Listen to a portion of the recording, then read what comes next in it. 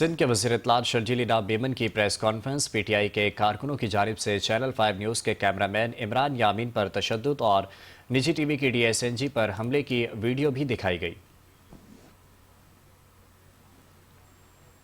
जिस तरीके से उसके शीशे तोड़े गए, जिस तरीके से पुलिस पे पथराव किए गए, जिस तरीके से मीडिया की गाड़ियां, या आप मीडिया मैन बैठे हैं, आपकी गाड़ियों को जिस तरीके से उसके शीशे तोड़े गए, आज टीवी की वैन के शीशे तोड़े गए, बाकी मीडिया हाउसेस के लोगों को, सहाफ़ियों को ज़दोकोब किया गया, खवातीन सहाफ़ियों को, जो कि पीटीआई की एक पुरानी रिवायत रही है, उनको आपने निशाना बनाया। तो ये सारी जहन की अक्कासी करती है कि आपका जो लीडर है, जिसने आपके जहनों में सिर्फ इंतशार, सिर्फ ये कहीं से भी काबिल कबूल नहीं है। मैं आपको सिर्फ एक स्लाइड दिखाता हूँ, ये गौर से देखिएगा। पहले एक सेकंड, ये सारे मैं कैमरा मैन से गुजारिश करूंगा कि देखें कि उस दिन कराची में हुआ क्या।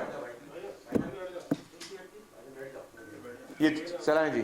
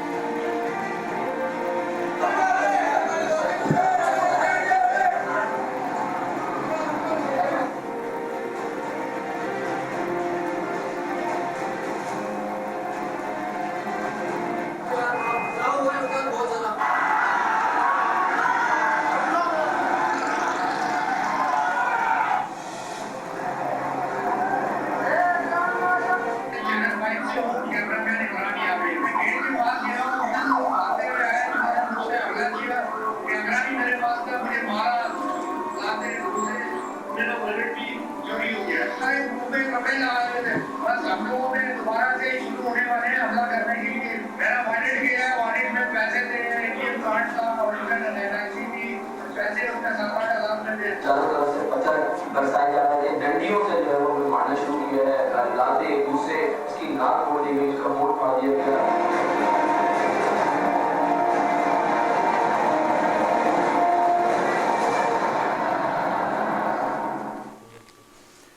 तो ये आपने देखा कि किस